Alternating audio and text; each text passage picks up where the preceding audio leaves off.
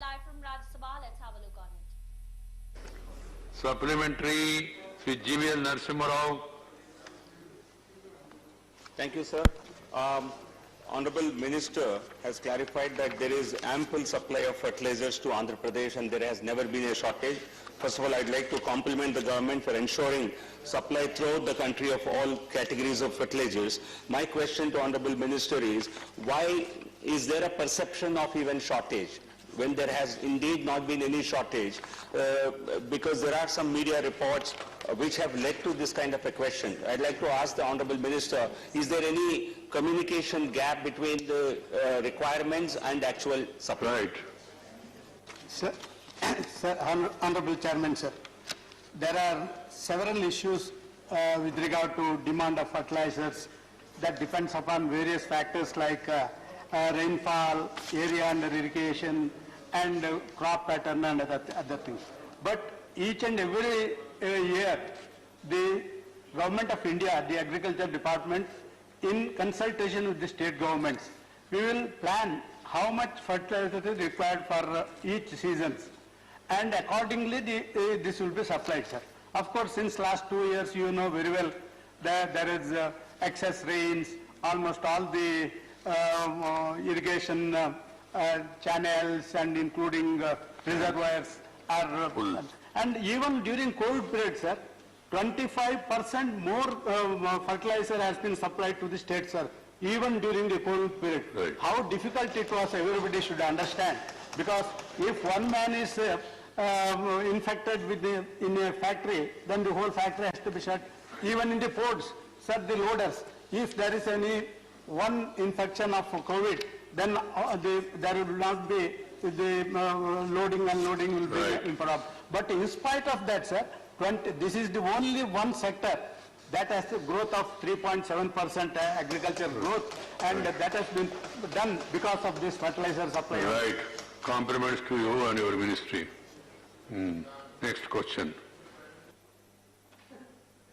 You also want to add Prime Minister also compliment. Okay. It is his wish. Question 127. Sambhaji Chhatrapati. Sambhaji Chhatrapati जी जन्मदिन के लिए गांव गया होगा नहीं मंत्री जी राइट नो सप्लीमेंट्री क्वेश्चन 128 विकास महात्मे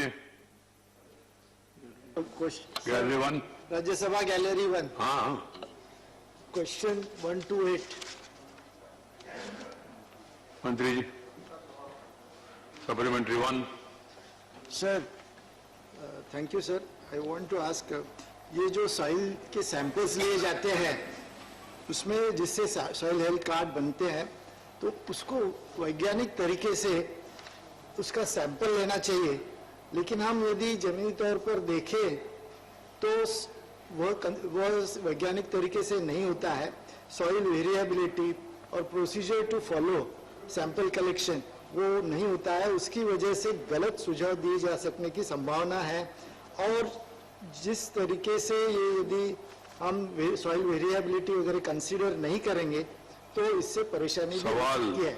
तो मेरा ये सवाल है कि इसको जवाबदेही बनाने के लिए और इसका अच्छे से कार्यान्वित होने के लिए सरकार की तरफ से क्या उपाय योजना की जाए। ठीक, मंत्री जी।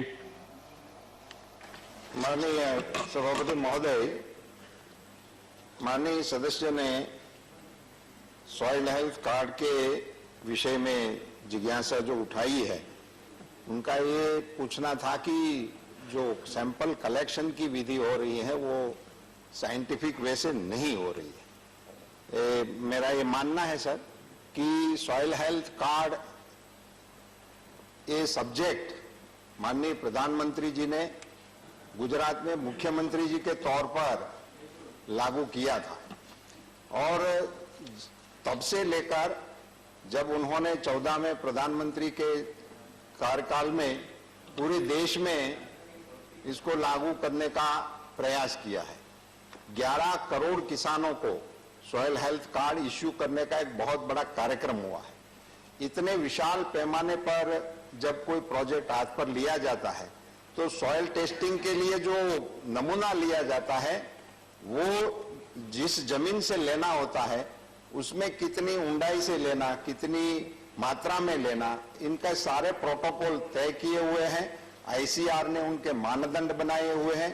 इनकी सारी एडवाइजरी राज्य और जिला तक पहुंचा दी गई है। धन्यवाद जी।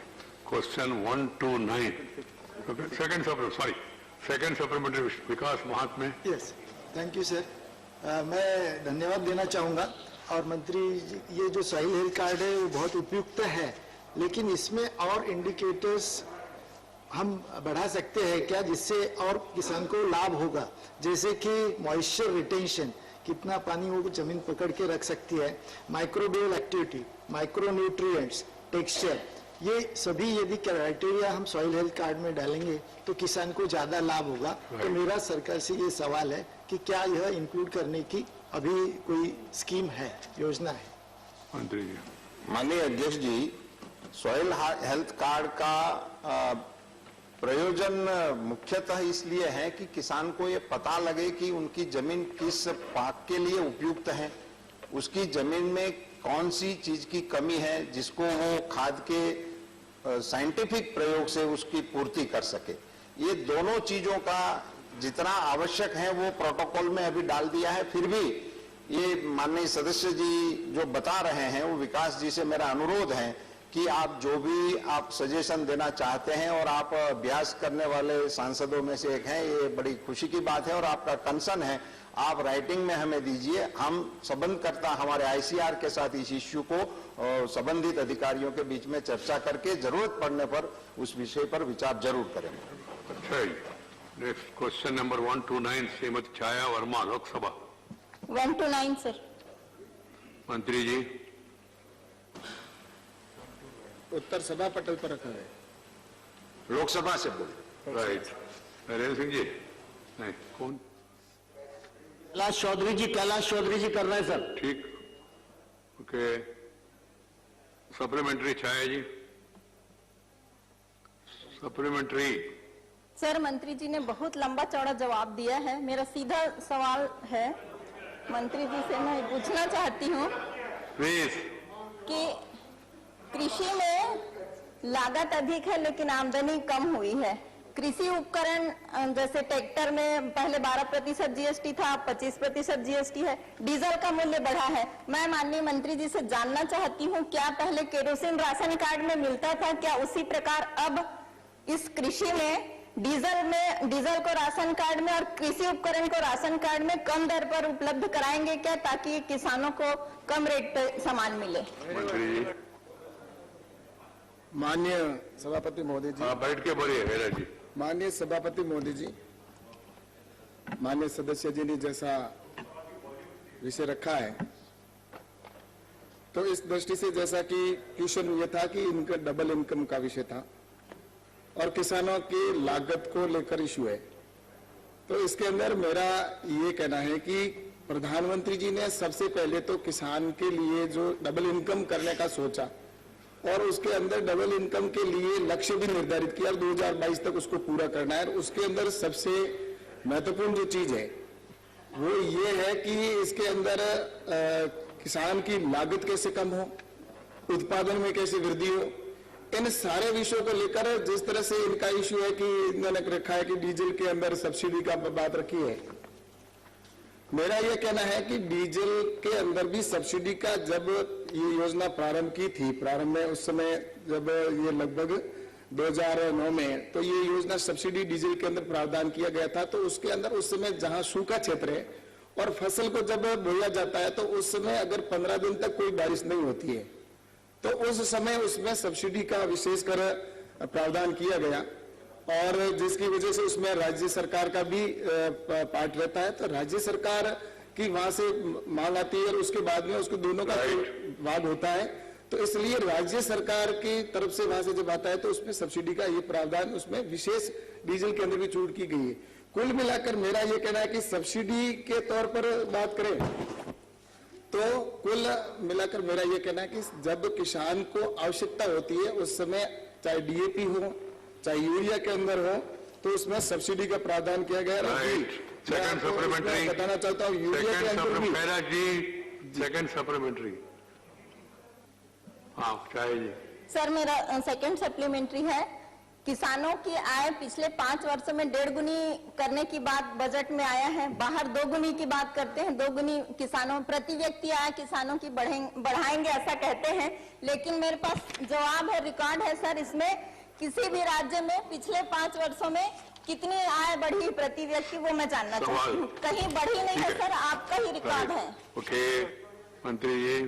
सरकार की तरफ से जो योजना बनी है उसके अंदर इसकी शुरुआत ही बजट के बढ़ाने से प्रावधान से शुरू हुई है, क्योंकि डबल इनकम करना हमारे प्रधानमंत्री जी का लक्ष्य है और 2022 तक इसको हम पूरा करेंगे। और जो आय के जो आंकड़े हैं जिसमें सांख्यिकी राष्ट्रीय सांख्यिकी विभाग के द्वारा दिए गए उसको लेकर हमने एक कमेटी का गठन किया गया और कमेटी के गठन के बाद में जो उनके रिकमेंडेशन आए और उसके बाद में उसके आधार पर भारत सरकार है वो काम कर रही है और उसके मुख्य रूप से 4 पिलर है और उसके ऊपर काम कर रही है, जिसके अंदर लागत की कमी कैसे आए, उत्पादन में वृद्धि कैसे हो और फार्म मशीनीकरण नई टेक्नोलॉजी की मशीन कैसे आए और जोखिम कम करने के लिए उसके प्रयास किए जा रहे हैं। और इसमें जैसा कि आज किसान सम्मान निधि योजना के तहत किसानों को पैसा दिया जा रहा है। किसान सम्मान निधि के तौर पर 6,000 करोड़ रुपए 6,000 रुपए प्रति वर्ष देने का जो इसमें प्रावधान किया श्री महेश पोद्दार जी कच्चर के ऊपर 1 लाख करोड़ सेकंड सप्लीमेंट्री बनाए जाएंगे। हो गया, ठीक है। रमेश पोद्दार जी कहाँ? लोकसभा में ना? रमेश पोद्दार जी सप्लीमेंट्री। महोदय, अपने यहाँ देश के किसानों की औसत आय की गणना होती है और उस पर नीतियां निर्धारित होती हैं। मैं जानना चाहता हूं कि क्या झारखंड जैसे राज्य जहां वर्षा पर आधारित एक फसलीय खेती होती है और आय बहुत कम होती है, वहां के वार्षिक आय की अलग से गणना करने की कोई व्यवस्था है? झारखंड के बारे में मंत्री जी। माननीय सभापति जी, अभी जो इन्होंने क्वेश्चन किया है कि झारखंड के लिए स्पेशल अलग से कोई योजना है, तो मैं सोचता हूँ ये जो योजना है पूरे देश के लिए बनी हुई है और इसके अंदर लागत को तय करना और उसकी इनकम को बढ़ाने के लिए, चाहे वो एमएसपी को 1.5 गुना करने का विषय हो, चाहे सम्मान निधि का पैसे हो देना हो विषय हो, या मृदा स्वास्थ्य कार्ड है, परंपरागत कृषि विकास योजना है, नीम कोटेड यूरिया को जो किया गया है, ये सारे जो किए जा रहे हैं इसके अंदर एक ही है कुल मिलाकर कि किसान के पूरे देश के अंदर किसानों की इनकम बढ़े और उसको लेकर भारत सरकार है वो प्रयास कर रही है। उसमें चाहे एक बरसात के आधार पर जो एक जगह एक समय बरसात होती हो या तो इसके लिए सरकार है वो निरंतर प्रयास कर रही है पूरे देश के किसानों की इनकम बढ़े। स्पेसिफिक एंड ऑल्सो टाइम को भी ध्यान में रखें। फिर तिरुचि सेवा Sir, thank you, Chairman, sir. Sir, increasing the income of the farmers is one step, sir. At the same time, bringing down the production cost is another step. Sir, subsidy to the diesel was given only in Kharif 2015. Instead of classifying the drought hit region on one crop area, instead of that, as diesel is given under subsidy to the fishermen, will the government consider of giving diesel under subsidy to all the farmers so that it will reduce the production cost? ये subsidy जो दे रहे diesel में सभी किसानों को देंगे क्या, ऐसा पूछ रहे। माननीय सभापति महोदय, जैसा कि शिवाजी ने पूछा, हम सब इस बात को भली भांति जानते हैं कि किसान की आमदनी बढ़े, इसके लिए हमको कुछ योजनाओं पर काम करने की आवश्यकता है। प्रधानमंत्री नरेंद्र मोदी जी के नेतृत्व में लगातार इस बात की कोशिश की है कि जहां सब्सिडी देने की जरूरत है वहां फर्टिलाइजर पर 80,000 करोड़ रुपए से ज्यादा सब्सिडी दी जा रही है। सोलर पंप और कुसुम योजना के अंतर्गत भी सब्सिडी दी जा रही है और किसान की आमदनी बढ़े और उसके खेती करने में लागत कम हो, इस दृष्टि से सॉइल हेल्थ कार्ड योजना हो, चाहे सूक्ष्म सिंचाई योजना हो, ऐसे तमाम सारे कार्यक्रम किए गए जिसका प्रतिफल निश्चित रूप से आज देश को मिल रहा है। नेक्स्ट क्वेश्चन विश्वम्बर प्रसाद निशा सप्लीमेंट्री।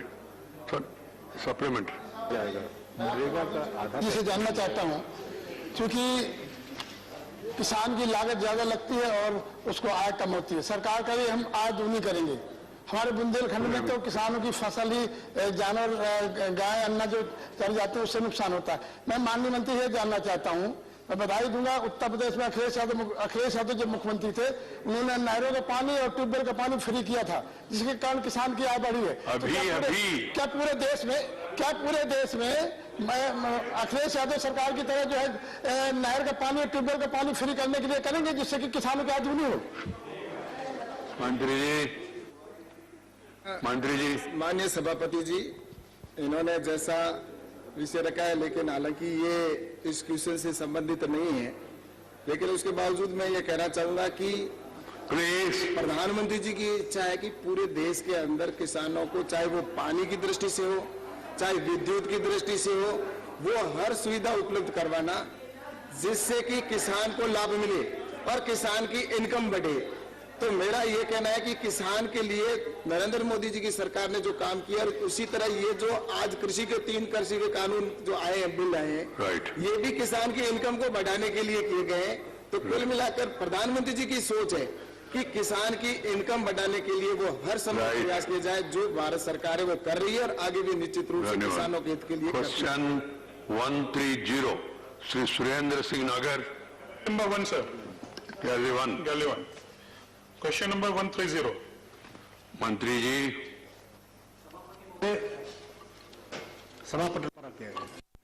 माननीय चेयरमैन सर, मैं आपके माध्यम से माननीय मंत्री जी से पूछना चाहता हूं कि जो प्रवासी मजदूर आए थे उनके लिए जिनको अभी तक रोजगार नहीं मिला है या वापस अपने काम पर नहीं लौटे, क्या सरकार ने ऐसा कोई डेटा तैयार किया है कि कितने मजदूर अभी तक बेरोजगार हैं या उनको वापस नहीं लौटे हैं?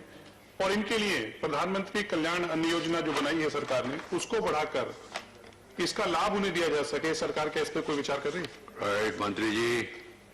सभापति महोदय, मैं आपके माध्यम से सदन को बताना चाहता हूं, पूरा देश लॉकडाउन था, यातायात बंद थी और प्रवासी मजदूर रास्ते से जाते थे, फिर भी मोदी जी ने नियोजनबद्ध तरीके से माल की ढुलाई समयबद्ध पर पूरी की। इस देश में कोई भी भूखा नहीं रहेगा, इसकी पूरी चिंता प्रधानमंत्री जी ने की। सभापति महोदय, मैं आपके माध्यम से बताना चाहता हूं कि भारत सरकार ने बहुत ही जिम्मेदारी से देश की खाद्य सुरक्षा सुनिश्चित की है। इस देश में एनएफएसए के अंतर्गत 80 करोड़ लोगों को जो खाद्यान्न दिया जाता है, उसके बाद भी लॉकडाउन के समय में माननीय प्रधानमंत्री जी ने ध्यान में रखकर प्रवासी मजदूर के साथ 2 योजनाएं नई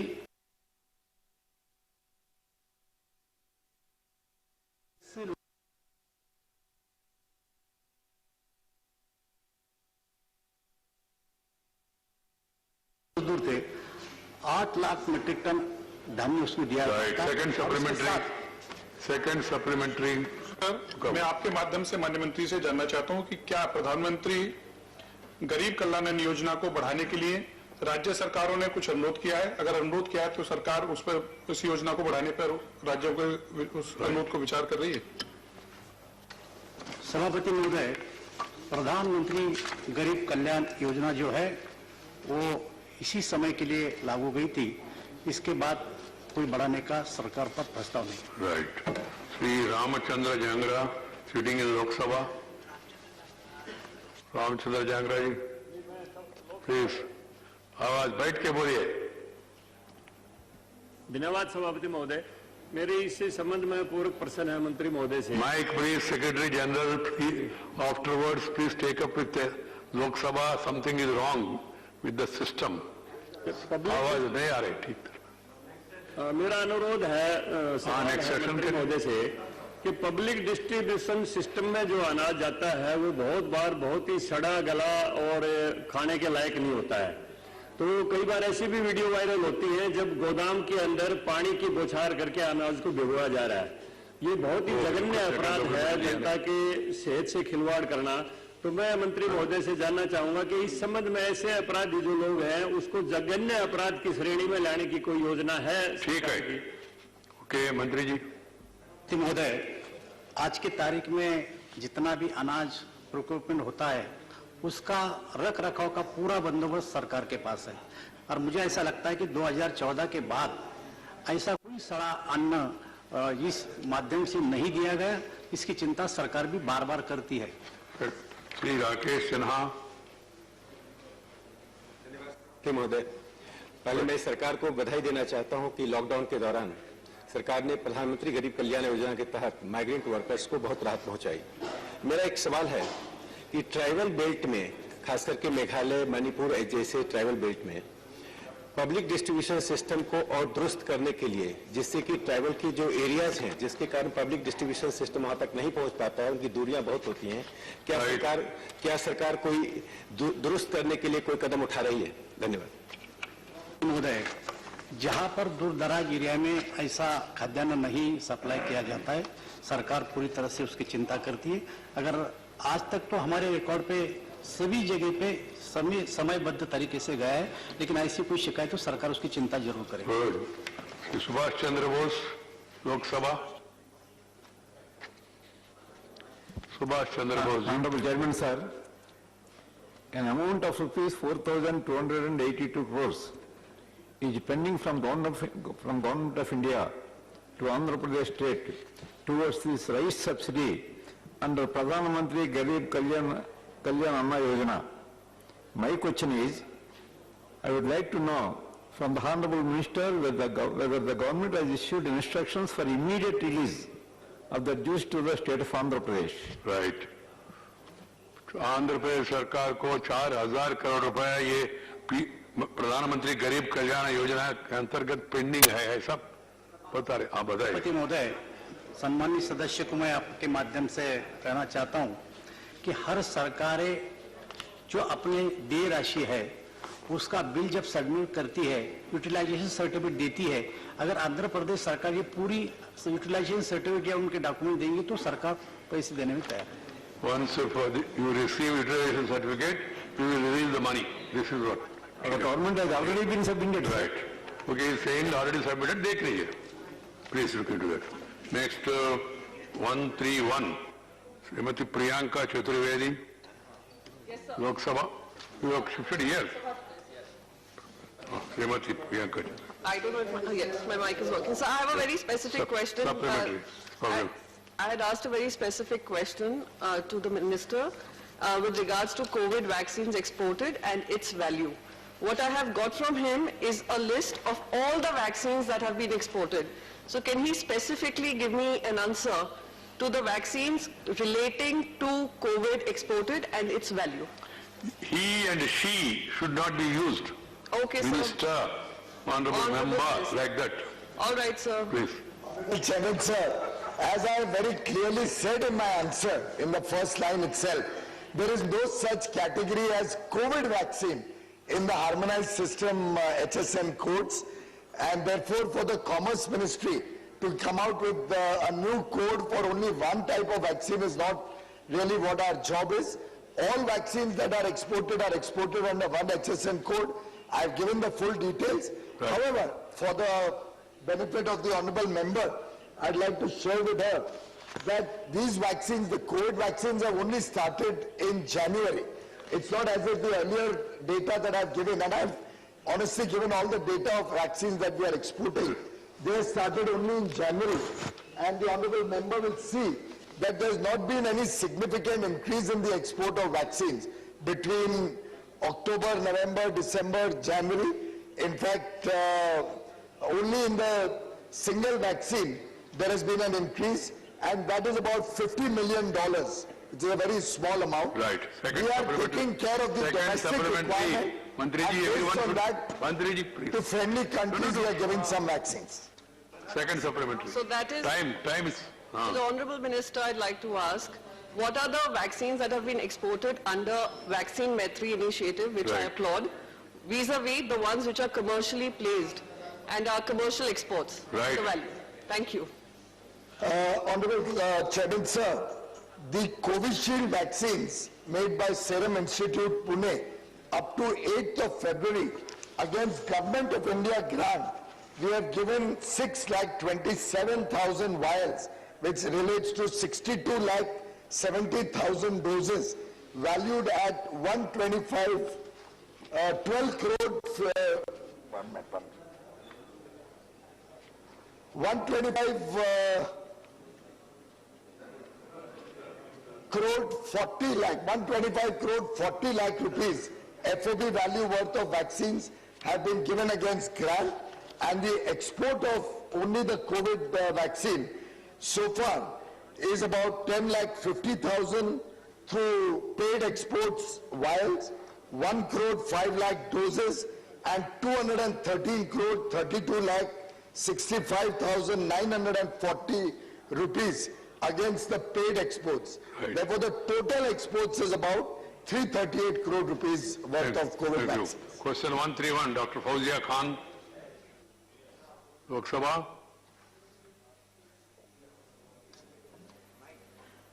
Say question 131. Question 131, thank you, sir.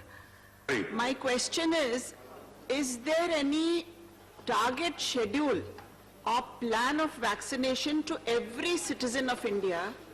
And has exporting of That is what- vaccine created any hurdle in this timeline? Right.